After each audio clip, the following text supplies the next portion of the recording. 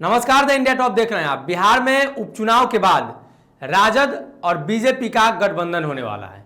ये बात हम नहीं कर रहे हैं, ये बात कांग्रेस के कुछ नेता कर रहे हैं। आपको बता दें कि इसके पीछे का तथ्य क्या है, क्यों कहा जा रहा है और किसने कहा है, इस खबर में हम पूरी विस्तार से आपको बताएंगे।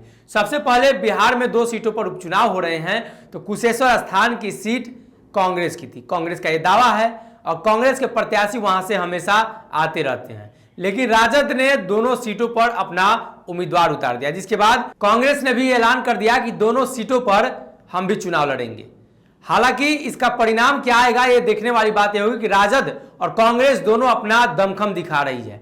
ऐसी स्थिति में कांग्रेस के जो बिहार प्रदेश के प्रभारी हैं भक्त चरण दास, जो काफी खुलकर बोल रहे हैं और महागठबंधन टूटने के पीछे का कारण राजद को बता दिया है। उन्होंने कहा है कि राजद की वजह से महागठबंधन टूटा है, राजद की महत्वाकांक्षा बढ़ गई है, जिसकी वजह से महागठबंधन टूटा है। अगर कुशेश्वर स्थान की सीट हमारी रहती, वहां से विधायक जीत कर आते, तो यह साफ था कि हम समर्थन तेजस्वी यादव को ही देते, राजद को ही देते। हमने बिहार विधानसभा चुनाव में माना था कि तेजस्वी यादव मुख्यमंत्री हैं हमारे, और इसलिए हमने समर्थन किया था। लेकिन राजद ने मनोभावना को ठेस पहुंचाया है, कांग्रेस की सीटों पर चुनाव लड़ा है। ऐसी स्थिति में हमें आशंका है कि राजद उन सांप्रदायिक ताकतों के साथ मिलकर बिहार की सत्ता में राज करना चाहती है, जिसकी वजह से कांग्रेस लगातार विरोध करते आई है। यानी उनका निशाना भाजपा पर था और सीधे तौर पर उन्होंने कहा है कि भाजपा और राजद यानी 74-75 सीट दोनों लोगों के पास है और राजद के पास तत्कालीन 110 विधायक हैं। अगर महागठबंधन को मिला लिया जाए 22 पर 122 पर सरकार बनेगी। ऐसी स्थिति में अब सबसे बड़ा सवाल है कि वो दोनों लोग गठबंधन करके और बिहार में सरकार बना लेंगे। इसीलिए कांग्रेस की जनभावना को ठेस पहुंचाया गया है।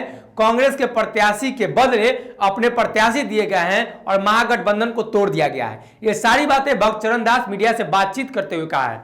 अब देखने वाली बात यह होगी कि इस परिदृश्य में अगर राजद 2 सीटों पर जो उपचुनाव हो रहे हैं उसमें जीत जाती है, उसके बाद का क्या नतीजा निकलकर सामने आता है। और बिहार में जो भक्त चरण दास ने जो बातें कही हैं गठबंधन की, राजद और बीजेपी की, तो क्या यह सच हो सकता है, इसकी संभावनाएं क्या है और आने वाले दिनों में यह तय हो पाएगा। हालांकि अभी चुनाव की जो तारीखों का ऐलान हुआ है और लगातार सभी पार्टियां चुनाव प्रचार कर रही है, सभी पार्टियां दमखम दिखा रही हैं और कह रही हैं कि हमारी सीट पक्की है, हमारी जीत पक्की है। हालांकि 30 को मतदान होगा और 2 को परिणाम आएगा, उसके बाद ही ये साफ हो जाएगा। लेकिन सबसे बड़ा सवाल भक्त चरण दास ने उठाया है और वो राजद पर लगातार हमलावर है।